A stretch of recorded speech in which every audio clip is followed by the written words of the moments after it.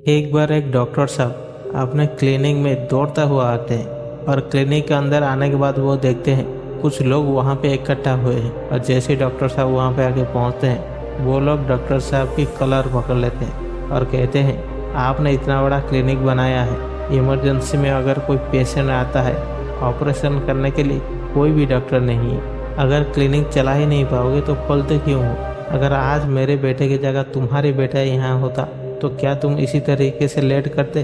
और मैं साफ साफ कह देता हूँ, अगर मेरे बेटे को कुछ हुआ ना तो मैं आपको छोड़ूंगा नहीं। और भी जितने भी उनके रिश्तेदार थे वो डॉक्टर साहब को बहुत ही बुरा भला कहने लगते हैं। डॉक्टर साहब उन सबसे हाथ जोड़ के रिक्वेस्ट करते हैं कि आपको जो कहना है आप बाद में कहना, प्लीज़ मुझे अभी ऑपरेशन करने के लिए जाना है। अगर आप मुझे छोड़ेंगे तभी मैं जाके ऑपरेशन कर पाऊँगा। ये सुनने के बाद वो लोग डॉक्टर साहब को छोड़ देते हैं और डॉक्टर साहब तुरंत ही ऑपरेशन करने लग जाते हैं। और जैसे ऑपरेशन ख़त्म होता है वो बाहर आते हैं। वो बस इतना कहते हैं कि आपका बच्चा सही सलामत है। तभी उस बच्चे के माँ बाप और जो रिश्तेदार होते हैं वो लोग तुरंत पूछने लगते हैं, हमारे बच्चे का कब डिस्चार्ज होगा? तभी डॉक्टर साहब कहते हैं कि ये सारी चीज़ आप नर्स से पूछ लीजिए, कृपया मुझे जाने दीजिए। डॉक्टर साहब जितने ही स्पीड से आए थे उतने ही स्पीड से वहाँ से भागे। ये सब देखने के बाद वहाँ जितने भी लोग थे वो लोग आपस में ये बात करने लगे कि कितना घमंडी डॉक्टर है ये 1 मिनट के लिए हमारी बात तक नहीं सुनती, हमारी बातों का कोई जवाब ही नहीं देता है। तभी अंदर से एक नर्स आती है, उनसे ये लोग पूछने लगते हैं कि हमारा बेटा अब कैसा है? नर्स कहता है कि वो एकदम ठीक है और कुछ ही देर में उसका होश भी आ जाएगा। फिर वो लोग पूछते हैं कि क्या आप हमें बता सकते हैं कि इस डॉक्टर को इतना घमंड क्यों है? ना ही किसी की बात सुनता है और ना ही किसी की जवाब देता है, भागा हुआ आया और भागा हुआ चला गया। और आप ऐसे लोगों के क्लिनिक में काम कैसे करते हैं? ये सब को सुनने के बाद वो नर्स कहता है, नहीं नहीं प्लीज़ आप कृपया इस तरीके की बातें मत कीजिए, आपको पता नहीं कि डॉक्टर साहब कितने अच्छे हैं। एक्चुअली बात ये है कि डॉक्टर साहब की बेटे की आज एक्सीडेंट हो गया है और उस एक्सीडेंट में उनकी बेटे की मौत हो गई।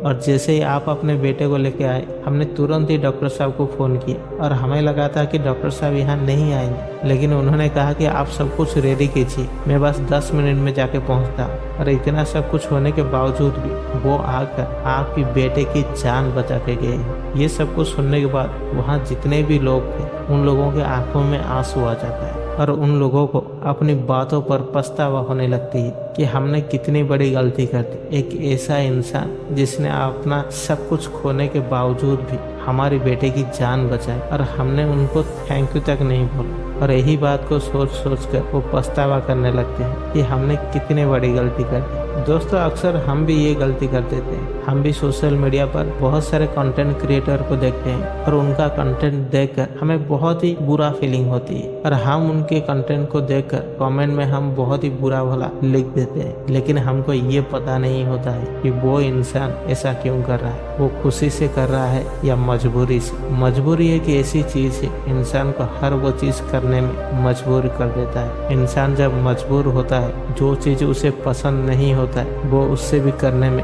मजबूर हो जाता है। मजबूरी एक ऐसी चीज है जो इंसान के रीढ़ की हड्डी को तोड़ देता है, सारे अकड़ को तोड़ देता है। मजबूरी है किसी श्राप से भी कम नहीं, जो इंसान की जिंदगी जो रातों रात बदल देती है। इसलिए कभी भी किसी भी इंसान के बारे में अपने दिमाग में कोई भी डिसीजन मत बना लेना कि ये तो ऐसा ही होते हैं, इनकी फैमिली तो ऐसे ही होते हैं। सच बताऊं तो हम लोग को ये पता ही नहीं होता है कि वो इंसान किस स्थिति में गुजर रहा है। वो कहते हैं ना कि हम जिस परिस्थितियों से गुजरे हैं अगर कोई और होता तो गुजर जाता। ये असल में सच बात है और मैं यही चाहूँगा कि वैसी जिंदगी आप लोगों के जीवन कभी ना आए। आशा करता हूँ कि ये वीडियो आपको अच्छी लगी होगी। अगर अच्छी लगी है तो वीडियो को लाइक करें और अपने दोस्तों के साथ शेयर करें। अगर नए हो तो चैनल को सब्सक्राइब कीजिए। मिलते हैं अगली वीडियो पे, तब तक के लिए जय हिंद, जय भारत।